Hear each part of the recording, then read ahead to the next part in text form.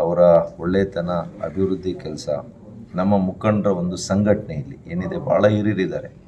ಲಕ್ಷ್ಮೀನಾರಾಯಣವರು, ಅವರು ಅನೇಕ ಹನುಮಂತರಾಯಪ್ಪನವರು ಅತ್ಯಂತ ಹಿರಿಯರು, ನಮ್ಮ ನಾರಾಯಣ ಸೋಮಣ್ಣವರು, ಆನಂದವರು, ಹೀಗೆ ಭಾಳ ಒಳ್ಳೊಳ್ಳೆ ಮುಖಂಡರುಗಳು ಈ ಕ್ಷೇತ್ರದಲ್ಲಿದ್ದಾರೆ. ಅವರೆಲ್ಲರ ಒಂದು ಒಗ್ಗಟ್ಟು, ಅವರ ಒಂದು ತಂಡ, ಅವರ ಪರಿಶ್ರಮದಿಂದ ಇಲ್ಲಿ ನಮಗೆ ಅಭ್ಯರ್ಥಿಯಾಗಿ BJPಗೆ ಭಾಳ ಹೆಚ್ಚಿನ ಮತಗಳು ಬರ್ತಿದೆ. ಚಿಕ್ಕಬಳ್ಳಾಪುರ ಲೋಕಸಭಾ ಕ್ಷೇತ್ರದಲ್ಲಿ ಮುಖ್ಯವಾಗಿ ಎಲ್ಲವೂ ಚೆನ್ನಾಗಿದೆ. BJP ಯಲಹಂಕದಲ್ಲಿ ಪ್ರೊಟೆಸ್ಟ್ ಪಾಪ ಅವ್ರಿಗೆ, ಅವ್ರ ಮಗನಿಗೆ ಬಹುಶಃ ಅವರು ಮಾತು ಕೊಟ್ಟಿದ್ರು ಅಂತ ಕಾಣ್ತದೆ. ತಮಗೆ ಗೊತ್ತಿದೆಯಲ್ಲ, ಹೇಳ್ಬಿಡಿ ಸರ್, ಆಮೇಲೆ ನಿಮ್ಮನ್ನು ಮಾತಾಡ್ಸೋಣ. ಹಾಗಾಗಿ ಅವ್ರಿಗೆ ಸ್ವಾಭಾವಿಕವಾಗಿ ಎಲ್ಲೋ ಒಂದು ಕಡೆ ಮಗನಿಗೆ ಬೇಜಾರಾಗಿರ್ತದೆ. ಹಾಗಾಗಿ ಅದು ಮಾಡಿದ್ದಾರೆ. 1 or 2 ಡೇಸಲ್ಲಿ ಎಲ್ಲ ಸರಿ ಹೋಗುತ್ತೆ. ನಾವೆಲ್ಲ ಒಂದೇ ಕುಟುಂಬದ ಸದಸ್ಯರು. ಒಂದ್ಸಲ ಯಾಕೆ ಡೈರೆಕ್ಟಾಗಿ ಭೇಟಿ ಆಗ್ಬಿಟ್ಟು ಮಾತಾಡ್ಬಿಟ್ರೆ ಎಲ್ಲ ಮುಗ್ದೋಗುತ್ತಲ್ಲ? ಮಾತಾಡಿದ್ದೇವೆ. ನಾನು ಮೊನ್ನೆ ಕೂಡ ಫೋನ್ ಮಾಡೋಕ್ಕೆ ಪ್ರಯತ್ನ ಮಾಡಿದ್ದೀನಿ. ನಮ್ಮ ನಾಗರಾಜ್ ಅವರು ಕೂಡ ಪರ್ಸ್ನಲಾಗಿ ಮಾತಾಡಿದ್ದಾರೆ. ಧೀರಜ್ ಅವರು ಪರ್ಸ್ನಲ್ ಮಾತಾಡಿದ್ದಾರೆ.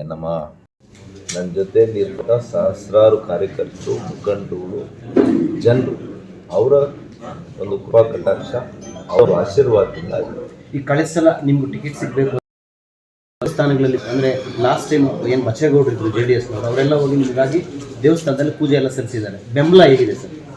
ನಾವು ಹೇಳ್ತಾ ಇದ್ದೀವಿ, ಜನಾನುರಾಗಿ ಆಗದೇ ಇದ್ದರೆ ಅವ್ರು ಯಾಕೆ ಹರಕೆ ಇಟ್ಕೊಳ್ತಾರೆ? ಅದರಲ್ಲೇ ತಿಳಿಸ್ಬೋದಲ್ಲ. ಜನಾನುರಾಗಿ ಆಗಿದ್ದೇನೆ, ಜನರ ಸಮಸ್ಯೆಗಳಿಗೆ ಸ್ಪಂದಿಸ್ತೇನೆ. ಅರ್ಧ ರಾತ್ರಿ ಆದರೂ ಅವ್ರ ಸಮಸ್ಯೆಯನ್ನು ನನ್ನ ಸಮಸ್ಯೆ ಅಂತ ನಾನು ಹೋರಾಡ್ತೀನಿ. ಅದು ನನ್ನಲ್ಲಿ ಹುಟ್ಟು ಸ್ಥಳ. ಧೀರಜ್ ಮುಂಡಾರ ಜೊತೆ ಇವಾಗ ಘಾಟಿಗೆ ಭೇಟಿ ಕೊಟ್ಟು ಪೂಜೆ ಸಲ್ಲಿಸಿದ್ದೀರಿ ಮತ್ತು ಈ ಟಿಕೆಟ್ ಸಿಕ್ಕಿದ ಮೇಲೆ ತುಂಬಾ ಸ್ಮಾರ್ಟ್ ಆಗಿ ಕಾಣ್ತಾ ಇದ್ದೀರಿ. ಇಲ್ಲ, ನಾನು ಚುನಾವಣೆ ನಂತರ ಒಂದು ಹರಕೆ ಹಾಕ್ಕೊಂಡಿದ್ದೆ. ಹಾಗಾಗಿ ನಾನು ಗಡ್ಡ ಬಿಟ್ಟಿದ್ದೆ, ಅಷ್ಟೇ. ಬಿಟ್ಟರೆ ಯಾವಾಗಲೂ ಗಡ್ಡ ಬಿಟ್ಟಿದ್ದಿಲ್ಲ. ಮತ್ತು ಈಗ ಆ ದೇವಸ್ಥಾನಕ್ಕೆ ಹೋಗಿ ಬಂದಮೇಲೆ ಗಡ್ಡ ತೆಗೆದಿದ್ದೀನಿ. ಇವತ್ತು ಸಹೋದರರು, ಶಾಸಕರು, ಧೀರಜ್ರವ್ರ ಜೊತೆ ಮತ್ತು ನಮ್ಮೆಲ್ಲ ಹಿರಿಯ ಮುಖಂಡರು, ಈ ಭಾಗದ ಎಲ್ಲ ಹಿರಿಯ ಮುಖಂಡರು, ನಾವೆಲ್ಲ ಹೋಗಿ ಘಾಟಿ ಸುಬ್ರಹ್ಮಣ್ಯ, ನಮಗೆ ಘಾಟಿ ಸುಬ್ರಹ್ಮಣ್ಯಕ್ಕೂ ನನ್ನ ನಕ್ಷತ್ರಕ್ಕೂ ಕೂಡ ಭಾಳ, ನಾನು ಎಷ್ಟು ಆ ಭಗವಂತನಿಗೆ ಪೂಜೆ ಮಾಡಿದರೆ ಅಷ್ಟು ಹೆಚ್ಚು ನನಗೆ ಅನುಗ್ರಹ ಇದೆ ಅಂಥೇಳಿ ಹೇಳ್ತಾರೆ.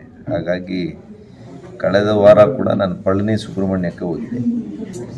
ಘಾಟಿ ನಾನು ಜಿಲ್ಲಾ ಉಸ್ತುವಾರಿ ಸಚಿವನಾದಾಗೂ ಕೂಡ ಅಲ್ಲಿ ಅಭಿವೃದ್ಧಿ ಕೆಲಸ ಕಾರ್ಯಗಳನ್ನು ಕೂಡ ಕೈಗೊಂಡಿದ್ದೇವೆ. ಜನರು ಬಯಸಿದ್ದಾರೆ ಈ ದೇಶದಲ್ಲಿ ಮತ್ತೆ 3ನೇ ಅವಧಿಗೆ ಅದು ಸಾಕಾರ ಆಗ್ತದೆ. ಹಾಗಾಗಿ ಇವತ್ತು ಅವ್ರ ಮನೆಯಲ್ಲಿ ಇವತ್ತು ತಿಂಡಿ ಕೂಡ ವ್ಯವಸ್ಥೆ ಮಾಡಿದರು. ತಿಂಡಿಯನ್ನೆಲ್ಲ ಮಾಡಿ ನಮ್ಮೆಲ್ಲ ಹಿರಿಯ ಮುಖಂಡರುಗಳು, ನನಗೂ ದೊಡ್ಡಬಳ್ಳಾಪುರಕ್ಕೆ ಅನೇಕ ವರ್ಷಗಳ ಅವಿನಾಭಾವ ಸಂಬಂಧ ಇದೆ. ನನ್ನ ಸಂಬಂಧಿಕರು ಭಾಳ ಕೂಡ ಹೆಚ್ಚಿದ್ದಾರೆ ಇಲ್ಲಿ. ಹಾಗಾಗಿ ನನಗಿದು ಹೊಸ ಕ್ಷೇತ್ರ ಅಂತ ಅನಿಸಲ್ಲ. ನಾನು ಕೂಡ ಜಿಲ್ಲಾ ಉಸ್ತುವಾರಿ ಸಚಿವನಾಗಿ ಅವ್ರ ಜೊತೆಯಲ್ಲಿ ಕೆಲಸ ಮಾಡಿದ್ದೇನೆ. ಆಗಿನ್ನೂ ಅವರು ಹುಡುಗರಾಗಿದ್ದರು.